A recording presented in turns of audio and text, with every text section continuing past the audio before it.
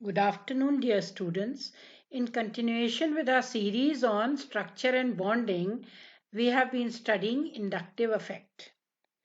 तो आज हम देखें इंडक्टिव इफेक्ट पार्ट बी, जिसमें हम कंटिन्यू करेंगे जो इससे पहले पार्ट ए में हमने पढ़ा था कि क्या होता है इंडक्टिव इफेक्ट और उसके क्या इम्प्लीकेशंस होते हैं, उसकी वजह से जो केमिकल प्रॉपर्टीज हैं उनको हम कैसे एक्सप्लेन कर सकते हैं मॉलिक्यूल्स की।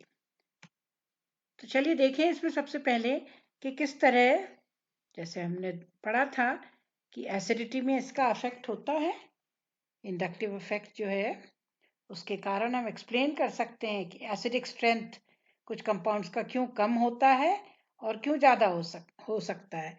ये क्यों होता है ऐसा? क्योंकि कुछ कंपाउंड्स जो हैं अगर वो ऐसे ग्रुप से अटैच्ड हों जो कि इलेक्ट्रॉन्स अपनी तरफ खींचें, तो as a result hydrogen ion easily release हो जाता है, मतलब वो कंपाउंड्स ज़्यादा एसिडिक होते हैं। और अगर ऐसे ग्रुप लगे हों जो इलेक्ट्रॉन्स पंप करें, प्लस आई इफेक्ट शो करें, तो उस केस में वो वीकर होता है ऐसा एसिड। इसी तरह कुछ फिजिकल प्रॉपर्टीज इससे पहले भी हमने देखी थी, डायपोल मोमेंट वगैरह। तो अब हम उसी सीरीज में देखते हैं कि कंपैरिजन अगर हम करें pKa वैल्यूज किसकी, CH3COOH मतलब एसिटिक एसिड, दूसरा HCOOH मतलब फॉर्मिक एसिड। अब इन दोनों एसिड्स के बीच में क्या फर्क है? HCOH simplest of the carboxylic acid, इसमें क्या है, हाइड्रोजन लगा हुआ है, कार्बन एक ही है। इसमें एसिटिक एसिड में दो कार्बन हैं और हाइड्रोजन की जगह क्या है, CH3 ग्रुप लगा है। अब CH3 ग्रुप हमें मालूम है क्या इफेक्ट शो करता है, जैसा एरो दिखा रहा है, it shows a plus I effect, यानी कि ये कार्बोनाइल ग्रुप की तरफ इलेक्ट्रॉन्स क्या करेगा, पंप करेगा। और ये इलेक्ट्रॉन्स कौन खींच रहा है अपनी तरफ लगातार, ऑक्सीजन, क्योंकि ऑक्सीजन क्या है, इलेक्ट्रो नेगेटिव है नेचर में। तो ये पूरा इफेक्ट इस तरह ट्रेवल करता है। एज ए रिजल्ट क्या होता है, अगर ये हाइड्रोजन जो है H पॉजिटिव के फॉर्म में, ये इजिली रिलीज नहीं होता। किसके कंपैरिजन में, HCOH के, क्योंकि यहाँ कोई भी इलेक्ट्रॉन पंपिंग इफेक्ट ऐसा नहीं लगा है, प्लस आई इफेक्ट नहीं है। इसमें क्या है, इसमें CO कार्बन डबल बॉन्ड हो, ये अपनी तरफ को खींचता है इलेक्ट्रॉन्स पे, और ये जो है ऑक्सीजन, ये हाइड्रोजन से खींच रहा है इलेक्ट्रॉन पे। As a result H positive, क्योंकि ऑक्सीजन इलेक्ट्रोनेगेटिव है नेचर में, अपनी तरफ इलेक्ट्रॉन्स खींच रहा है, और ये वाला ऑक्सीजन पाई इलेक्ट्रॉन्स, ये भी अपनी तरफ को यहाँ से इलेक्ट्रॉन्स खींच रहे हैं। तो ये H पॉजिटिव ऑब्वियसली क्या होगा, ये इलेक्ट्रॉन्स यहाँ खींचेगा, तो H पॉजिटिव कैसे निकला, H कैसे निकल आएगा, एज H पॉजिटिव, मतलब बन जाएगा हमारा कार्बोक्सिलेट आयन जो कि रेजोनेंस स्टेबलाइज्ड होगा। ऑन दी अदर हैंड इस केस में क्योंकि प्लस आई इफेक्ट होता है, इस वजह से प्लस आई इफेक्ट होने से क्या होगा, प्लस आई इफेक्ट होने से यहाँ से हाइड्रोजन से ऑक्सीजन की तरफ इलेक्ट्रॉन्स नहीं खींचेंगे, क्योंकि इलेक्ट्रॉन्स ऑलरेडी ऑक्सीजन को कहाँ से मिल रहे हैं, मिथाइल ग्रुप के प्लस आई इफेक्ट से। एज अ रिजल्ट आप pK वैल्यूज अगर देखें, higher the pK value lower the acidity. इसकी pKa वैल्यू क्या होती है, 4.79, ये मेजर्ड है एक्सपेरिमेंटल। और फॉर्मिक एसिड की 3.77, indicating formic acid is a stronger acid as compare to acetic acid. अब वहीं पे अगर हम चलें नीचे इधर, जहां CH3COH की जगह हाइड्रोजन, एक मिथाइल ग्रुप का हाइड्रोजन यहाँ फ्लोरीन से रिप्लेस हो गया है, अगले में क्लोरीन से, इसमें ब्रोमीन से, यहाँ आयोडीन से, यानी कि ये है मोनोफ्लोरो एसिटिक एसिड, ये monochloro acetic acid, monobromo acetic acid, CH3COH acetic acid होता है, एक हाइड्रोजन रिप्लेस हो गया ब्रोमीन से, और ये है मोनोआयोडो एसिटिक एसिड। अब अगर इसमें हम इलेक्ट्रोनेगेटिविटीज को कंपेयर करें, तो क्या है, fluorine highly electronegative, then chlorine, then bromine, then iodine, electronegativity decreases as we travel down the group.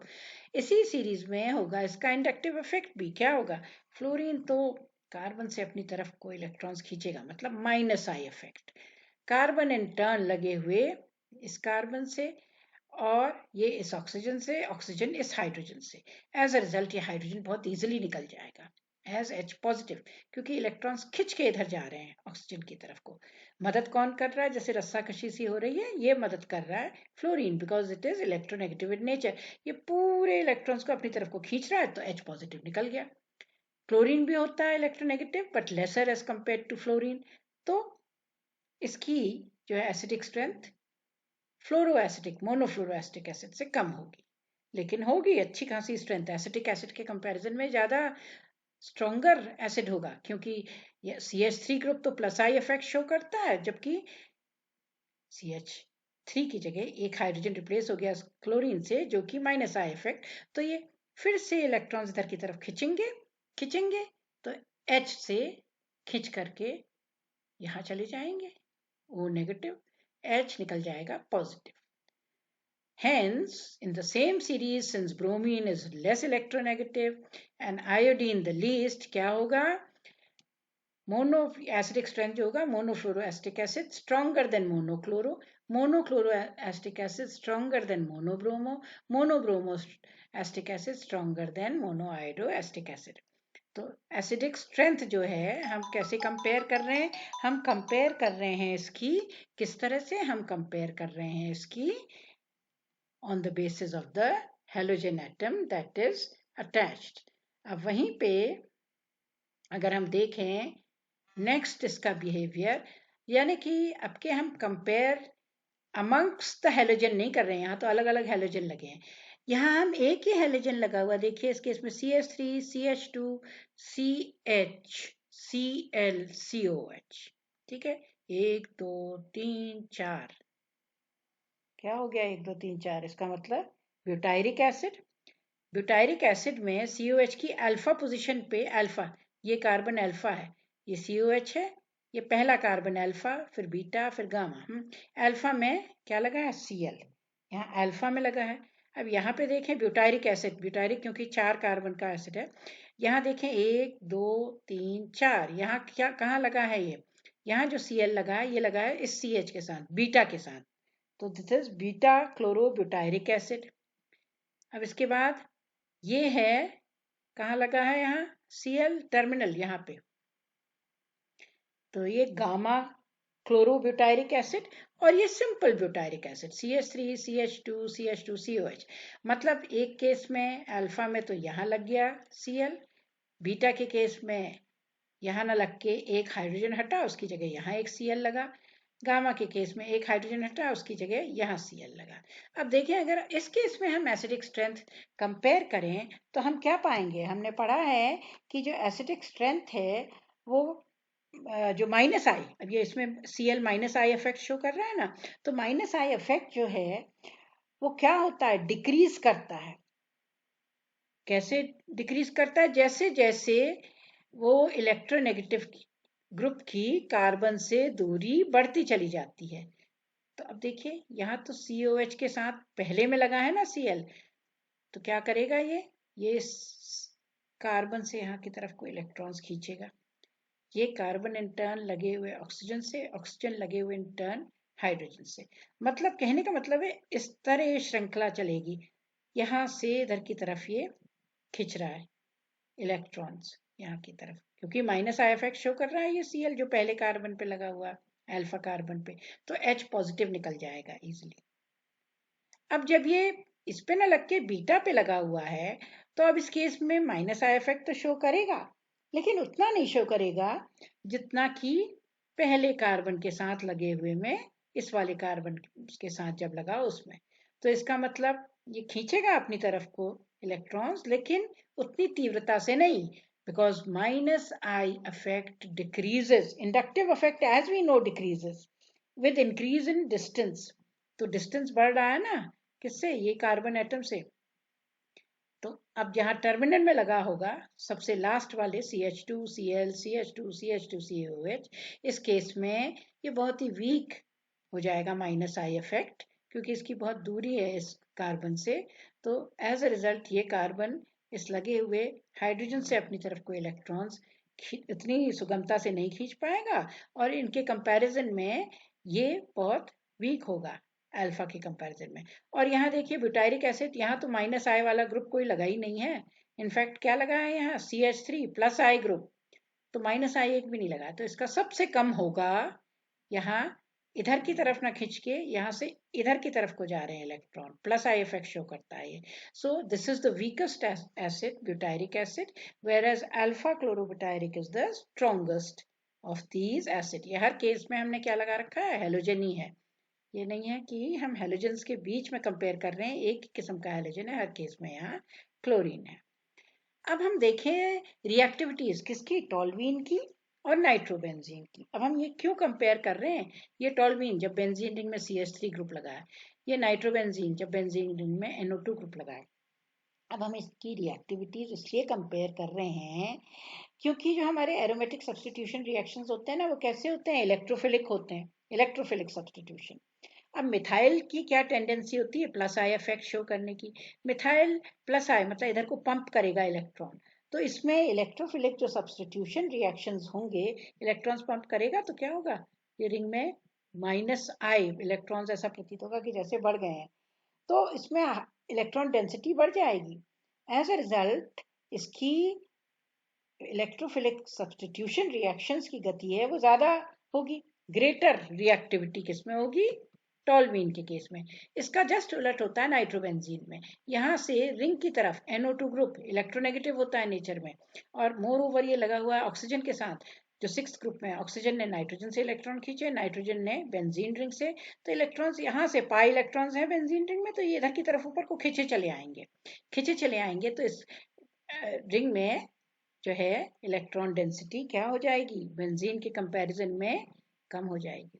तो बेंजीन के कंपैरिजन में क्या होगा, इसमें इलेक्ट्रोफिलिक रिएक्शंस जो हैं वो क्या हो जाएंगे, इसमें कम हो जाएंगे, क्योंकि इसमें क्या ग्रुप लगा है, माइनस आई इफेक्ट शो करने वाला nitro group.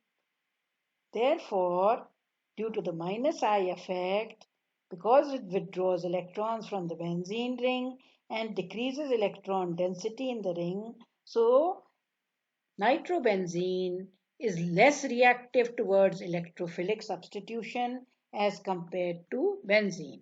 On the other hand, toluene is more susceptible to or shows an increase in electrophilic substitution reactions as compared to benzene. Now, if we compare the acidity of phenol, water and methanol, इस case में क्या होता है, देखिए benzene ring जो है इसकी tendency क्या होती है, माइनस आई इफेक्ट, ये ऑक्सीजन से अपनी तरफ को इलेक्ट्रॉन खींचेगा, ऑक्सीजन इन टर्न हाइड्रोजन से, तो ऑटोमेटिकली क्या होगा, ये पानी से ज्यादा एसिडिक होगा। We know phenols are acidic in nature, दूसरा रीजन क्योंकि phenoxide ion is more stable, वो हम बाद में पढ़ेंगे, क्योंकि H पॉजिटिव निकलेगा तो फिनॉक्साइड आयन बन जाएगा O नेगेटिव वाला। ऐसा होता क्यों है, क्योंकि बेंजीन ने अपनी तरफ को इलेक्ट्रॉन्स खींचे ऑक्सीजन से, ऑक्सीजन ने हाइड्रोजन से, क्योंकि benzene ring minus I effect show करेगी, तो ये वाटर के मुकाबले ज्यादा क्या होगा, एसिडिक होगा। On the other hand CH3OH को अगर हम देखें, CH3 ग्रुप क्या होता है, माइनस आई नहीं प्लस आई इफेक्ट, ये देख रहे हैं इलेक्ट्रॉन पंप हो रहे हैं इधर की तरफ, तो इसका मतलब ये है कि यहाँ से H जो है, क्योंकि यहाँ को खींचते इलेक्ट्रॉन्स तो H पॉजिटिव निकलता, नहीं खींच रहे हैं तो एज अ रिजल्ट क्या होगा, इसमें मिथाइल अल्कोहल के केस में, मिथाइल अल्कोहल के केस में यही होगा कि अब वो एसिडिक थोड़ी होगा जैसे वो होता है हमारा फिनॉल। तो methyl alcohol is due to plus I effect, not acidic, unlike phenol. Now coming to the next effect, ये सारे effects क्या है, देखिए केमिकल प्रॉपर्टीज में तो असर हो रहे हैं किसके, इंडक्टिव इफेक्ट के। अब अगर हम कंपेयर करें बेसिसिटी किसकी, हमारे सारे सारे अमीन्स की अगर हम बेसिसिटी कंपेयर करें तो हम क्या पाएंगे, हम ये पाएंगे इस केस में कि हमारी प्लस आई बेसिसिटी क्या होती है, availability of lone pair, nitrogen में लोन पेयर होते हैं, जितना लोन पेयर का स्ट्रेंथ ज्यादा होगा, इलेक्ट्रॉन्स यहाँ डेंसिटी ज्यादा होगी, उतना वो स्ट्रॉन्ग बेस होगा, बेस मतलब H पॉजिटिव उसमें इजिली अटैक करेगा, क्योंकि यहाँ इलेक्ट्रॉन्स अवेलेबल हैं। तो मिथाइल अमीन स्ट्रॉन्गर बेस देन अमोनिया, क्यों, क्योंकि CH3 group plus I effect show कर रहा है, तो इलेक्ट्रॉन्स यहाँ ऑलरेडी प्रेजेंट है, उसके स्ट्रेंथ को और बढ़ा रहा है प्लस आई इफेक्ट से। ये जो है अमोनिया, ये एनिलीन से C6H5NH2 इज एनिलीन से ज्यादा स्ट्रॉन्ग है। क्यों? क्योंकि इस केस में उल्टा हो रहा है। C6H5 जो है अपनी तरफ को NH2 से क्या कर रहा है, यहाँ की तरफ ये इलेक्ट्रॉन्स पुल कर रहा है। तो इलेक्ट्रॉन्स पुल करेगा तो क्या होगा, क्योंकि इलेक्ट्रॉन्स अपनी तरफ को पुल करेगा तो नेचुरली ये इलेक्ट्रॉन्स कहाँ से आ रहे हैं, यहीं के तो पुल कर रहा है, लोन पेयर वाले ना अपनी तरफ को खींच रहा है। तो यहाँ इनकी अवेलेबिलिटी इसके ऊपर लोन पेयर की कम होगी, तो ये लेस बेसिक होगा। और अगर दो रिंग्स लगी हैं तो दो की दो रिंग्स जो कि माइनस आई इफेक्ट शो कर रही हैं, वो दोनों नाइट्रोजन से अपनी तरफ को इलेक्ट्रॉन खींच रही हैं। तो इलेक्ट्रॉन्स यहाँ अवेलेबल नहीं होंगे किसके लिए, H पॉजिटिव के अटैक के लिए। Basic character means this is being attached by another species which has deficiency of electrons which is an acid, जिसमें इलेक्ट्रॉन्स की कमी हो तो NH2 पे यहाँ N पे H पॉजिटिव इजिली अटैक करेगा। लेकिन यहाँ क्यों नहीं कर पाएगा, क्योंकि इसके इलेक्ट्रॉन्स तो ये रिंग्स खींच रही हैं, दो लगी हुई रिंग्स, तो इनके कंपैरिजन में ये डाइफिनाइल अमीन जो है सबसे वीकली बेसिक होगा। अब ऑन दी अदर हैंड अगर वहीं पे हम कंपेयर करें, जैसे हम ये कंपेयर कर रहे थे बेसिक स्ट्रेंथ अल्कोहल्स में, तो बेसिक स्ट्रेंथ अल्कोहल्स में कंपेयर करें तो डिक्रीजिंग ऑर्डर आ रहा है। कैसे आ रहा है देखिए, टर्शरी आप देख रहे हैं बेसिक स्ट्रेंथ में डिक्रीजिंग ऑर्डर बेसिक स्ट्रेंथ आ रही है अल्कोहल्स टर्शरी से प्राइमरी में। क्यों? क्योंकि प्लस आई इफेक्ट। अब यहाँ बेसिक ऑक्सीजन के ऊपर लोन पेयर, यहाँ तीन ऐसे ग्रुप लगे हैं जो इलेक्ट्रॉन्स इसको दे रहे हैं। यहाँ सेकेंडरी अल्कोहल, इसमें सेकेंडरी अल्कोहल क्योंकि जिस कार्बन के साथ OH लगा है वो इन टर्न वो कार्बन दो अल्काइल ग्रुप से लगा है। जिस कार्बन के साथ OH ग्रुप लगा है वो कार्बन तीन अल्काइल ग्रुप से लगा है। तो tertiary alcohol is more basic क्योंकि तीन ऐसे अल्काइल ग्रुप लगे हैं जो कि प्लस आई इफेक्ट शो कर रहे हैं। इसमें दो हैं ऐसे, और इसमें तो ऐसा एक ही है CH3 CH2, और CH3 में सिर्फ एक प्रेजेंट है। CH3 CH2 में यहाँ इस तरह से इलेक्ट्रॉन्स जाएंगे, CH3 से CH2 प्लस आई इफेक्ट होगा, और इसमें तो एक ही CH3 यहाँ पे प्रेजेंट है। तो हमारा रिलेटिव स्ट्रेंथ जो है वो इसका जो है स्ट्रेंथ बेसिक नेचर वो टर्शरी अल्कोहल से प्राइमरी अल्कोहल की तरफ को डिक्रीज करेगा, घटता चला जाएगा। अब हम जब देख रहे थे बेसिक स्ट्रेंथ तो अमीन्स में देखिए क्या होता है ना, अगर ये R हमारा CH3 है तो R2NH CH3 whole twice NH is a stronger base than CH3NH2, यानी कि secondary amine stronger than primary. Secondary तो हुआ ये NH दो अल्काइल ग्रुप से लगा हुआ है तो ये सेकेंडरी अमीन प्राइमरी से ज्यादा स्ट्रॉन्ग, प्राइमरी टर्शरी, अब ये मत समझिए ये टर्शरी से ज्यादा स्ट्रॉन्ग है। टर्शरी में आप सोचेंगे कि तीन अल्काइल ग्रुप्स लगे हुए हैं तो ये क्यों ज्यादा स्ट्रॉन्ग नहीं है प्राइमरी से, वो इसलिए क्योंकि जब तीन अल्काइल ग्रुप लगे होते हैं तो ये नाइट्रोजन के को सब तरफ से घेरे हैं, तो ये इतनी ज्यादा यहाँ भीड़ हो जाती है कि हाइड्रोजन आयन बेचारा यहाँ पे अटैक ही नहीं कर पाता। नाइट्रोजन क्योंकि गिरा हुआ है इस तरह से तीन बल्कि हैवी, तो क्राउडिंग इतनी हो जाती है, इस वजह से इसका बेसिक स्ट्रेंथ कम हो जाता है। पर इसका बेसिक स्ट्रेंथ अमोनिया से ज्यादा होता है। तो ये तो ऑर्डर तब है जब मिथाइल ग्रुप प्रेजेंट है, हमारा अमीन में मिथाइल ग्रुप है प्राइमरी सेकेंडरी टर्शरी में। वहीं पे अगर इथाइल ग्रुप प्रेजेंट हो तो इथाइल C2H5, तो सेकेंडरी अमीन फिर से इसकी तरह CH3 की तरह सेकेंडरी अमीन ज्यादा बेसिक होती है प्राइमरी से, प्राइमरी ज्यादा बेसिक होती है अमोनिया से, और अमोनिया देखिए टर्शरी अमीन से भी ज्यादा बेसिक हो गई। क्यों? इस केस में बड़ा है ना ये ग्रुप, ये C2H5 is even more heavy, तो इतनी ज्यादा क्राउडिंग होगी कि इसके लोन पेयर जो है वो ढप जाएंगे, ये जो इलेक्ट्रॉन पेयर है इसके ऊपर क्राउडिंग होने की वजह से। तो as a result it will be even a weaker base as compare to ammonia. अब वहीं पे हम देखें इथाइल ना होके अगर R जो है हमारा, ये हर केस में R है, ये अमीन जो है कैसी है, ये देखिए CH3 होल ट्वाइस आइसोप्रोपाइल अमीन है। आइसोप्रोपाइल अमीन इतनी भारी बल्कि, तो ये देखिए ये है RNH2 फिर से। अब हमारा प्राइमरी अमीन जब एक ही ऐसा ग्रुप लगाओ वो सबसे ज्यादा बेसिक, किससे ज्यादा बेसिक होगा, अमोनिया से ज्यादा। लेकिन इसमें सेकेंडरी और टर्शरी जो अमीन्स होती हैं वो अमोनिया से कम बेसिक होती हैं, क्योंकि यहाँ तीन ऐसे लगे हैं ना कार्बन, दो carbon CH3 whole twice C है, तो ये जो ग्रुप है इतना बड़ा है, तो इस केस में इसकी सेकेंडरी अमीन भी वीकर बेस होती है और टर्शरी तो होती ही होती है, जैसे कि C2H5 के केस में होती है। तो याद रहे C2H5 if it is CH3 तब तो वो अमोनिया से ज्यादा बेसिक होगा, लेकिन अगर हमारा C2H5 हो या आइसोप्रोपाइल हो, 3 कार्बन वाला हो, उस केस में वो क्या होगा, उस केस में वो अमोनिया से कम बेसिक होगा। और जहाँ टर्शरी अमीन की अगर हम बात करें तो उस केस में अमोनिया सबसे ज्यादा बेसिक होता है। टर्शरी कार्बन 3 एल्काइल ग्रुप से लगा हुआ है तो टर्शरी कार्बन है। ये हमारा देखिए कैसा ग्रुप लगा हुआ है यहाँ पे CH3, ऑर्डर जो है कैसे चेंज हो रहा है अब आप देख रहे हैं यहाँ पे। तो CH3 whole thrice C 4 carbon वाला है, 4 कार्बन वाला है, इतने कार्बन है, इतने 3 अल्काइल ग्रुप हैं इसमें इस कार्बन के साथ। तो क्या होगा, इतनी भीड़ होगी कि इस केस में नाइट्रोजन में के लोन पेयर तो अवेलेबल होंगे ही नहीं। तो उसके कंपैरिजन में अमोनिया सबसे ज्यादा बेसिक होगा। अब उलट गया देखिए ऑर्डर, अमोनिया से ज्यादा अब हमारा, फिर अमोनिया सबसे ज्यादा होगा, फिर अमोनिया से कम होगा हमारा ये प्राइमरी अमीन, पर प्राइमरी सेकेंडरी से ज्यादा होगा। यहाँ तो सेकेंडरी ज्यादा होता है जब CH3 और C2H5 लगे होते हैं, इस केस में सेकेंडरी हमारा कम होगा, जैसा कि इस केस में होता है जहाँ पे 3 कार्बन लगे होते हैं।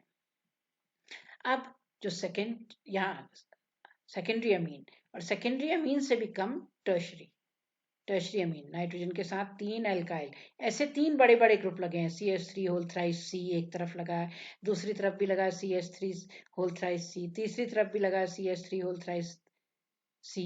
तो इसका ढक गया, जो लोन पेयर इलेक्ट्रॉन्स थे यहाँ इलेक्ट्रॉन पेयर वो ढक गए, क्योंकि नाइट्रोजन में यहाँ लोन पेयर होते हैं वो ढक गए, तो अवेलेबल ही नहीं है वो H पॉजिटिव के अटैक के लिए या एसिड की, तभी तो बेसिसिटी कहलाएगी ना जब एसिड उस पर अटैक करेगा।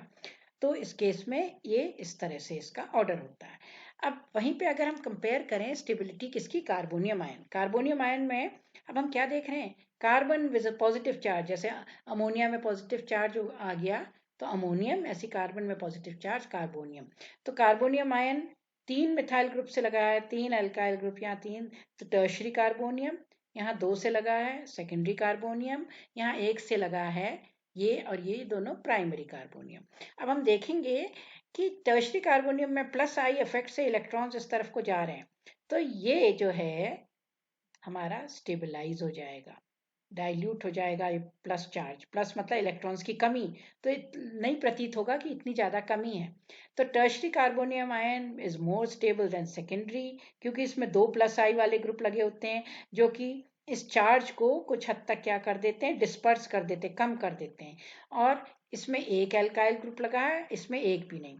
Hence the order is tertiary carbonium ion is more stable as compared to secondary is more stable as compared to primary। क्यों स्टेबल, पॉजिटिव चार्ज का मतलब है इलेक्ट्रॉन्स की कमी, इलेक्ट्रॉन्स की कमी कौन दूर कर रहा है, प्लस आई वाले अल्काइल ग्रुप, जितने ज्यादा प्लस आई वाले ग्रुप होंगे उतने ही इलेक्ट्रॉन्स की कमी दूर होगी और उतना ही वो स्टेबल कार्बोनियम आयन होगा, इसीलिए इसका ये ऑर्डर आ रहा है यहाँ पे जो हमें दिख रहा है। अब अगर हम बात करते हैं इसके बाद कि हमारी स्टेबिलिटी किस तरह से होती है ऐसे वाले कंपाउंड्स की कि जिनमें हाइब्रिडाइजेशन हो, और क्या उसमें एसिडिक स्ट्रेंथ उनका रहता है। एसिडिक स्ट्रेंथ क्यों कह रही हूं मैं, एसिडिक स्ट्रेंथ क्यों कह रही हूं, क्योंकि इंडक्टिव इफेक्ट जो है ना वो क्या होगा इसमें, देखिए ये हाइब्रिडाइजेशन क्या है, एसिटिलीन, एसिटिलीन है, इसमें ट्रिपल बॉन्ड है तो sp हाइब्रिडाइजेशन, यहाँ डबल बॉन्ड है, हम पढ़ चुके हैं डबल बॉन्ड sp2 हाइब्रिडाइजेशन, यहाँ एल्केन, ये एल्काइन, ये वाली, ये एल्कीन, ये एल्केन, यहाँ सारे सिग्मा बॉन्ड है, कोई डबल बॉन्ड नहीं है, sp3 हाइब्रिडाइजेशन। अब जितना ज्यादा किसी कंपाउंड में s कैरेक्टर होगा, s क्योंकि छोटा सा ऑर्बिटल होता है s, तो उसमें क्या होगा, इलेक्ट्रॉन्स वहां न्यूक्लियस की तरफ को पुल होंगे, है ज्यादा इलेक्ट्रोनेगेटिविटी होगी जितना ज्यादा एस कैरेक्टर। अब यहाँ देखिए एस, एक एस है और एक पी है, तो 50% क्या कैरेक्टर है एस, यहाँ क्या है एक एस है तो 2 पी है, तो यहाँ 50% थोड़ी है, 2 पी है, दोनों बराबर बराबर होते ना तो 50% होता, ठीक है। और यहाँ जो है एक S है और 3 P है, तो यहाँ और भी कम है S का कैरेक्टर, कि P कैरेक्टर ज्यादा है ना, यहाँ भी P कैरेक्टर ज्यादा है, यहाँ S कैरेक्टर जो है 50% है। S जो है छोटा सा स्मॉल स्फेरिकल ऑर्बिटल, उसके इलेक्ट्रॉन्स तीव्रता से खींचते हैं न्यूक्लियस की तरफ। एज ए रिजल्ट उसकी इलेक्ट्रोनेगेटिविटी बहुत ज़्यादा होती है। इलेक्ट्रोनेगेटिविटी ज़्यादा होगी तो मतलब इंडक्टिव इफेक्ट ज़्यादा होगा। तो वो क्या करेगा, अपनी तरफ को इलेक्ट्रॉन्स खींच रहा है, तो ये H कैसे निकल आएगा, एज H पॉजिटिव, क्योंकि इधर की तरफ को इलेक्ट्रॉन्स खींच रहे हैं, यहाँ इस कार्बन की तरफ, ये कार्बन sp हाइब्रिडाइज्ड है। तो hence acetylenes are much more acidic than alkenes, which are more acidic than alkenes. तो इनका ये एसिडिक स्ट्रेंथ का दिखा रहा है नेचर, कि कौन ज्यादा एसिडिक है इन तीनों में, ठीक है। इनकी रिलेटिव क्या दिखा रहा है, एसिडिटी। तो ये सारे तो हैं हाइड्रोकार्बन्स, हाइड्रोकार्बन्स में ये सबसे ज्यादा एसिडिक होगा, तो ऑटोमेटिकली क्या हो जाएगा, H पॉजिटिव निकला, क्या बन जाएगा, कार्बेन आयन, H पॉजिटिव निकल गया यहाँ से। तो इसका सबसे ज्यादा इसमें S कैरेक्टर होने से एस्टिलीन इज मोर एसिडिक और alkynes more acidic then alkenes, which in turn are more acidic than alkanes. अब अगर हम वहीं पे, पहले हमने कार्बोनियम आयन देखे, अब कार्बेन आयन क्या होता है, कार्बेन एनायन, एनायन मतलब जिस आयन पे क्या चार्ज हो, नेगेटिव।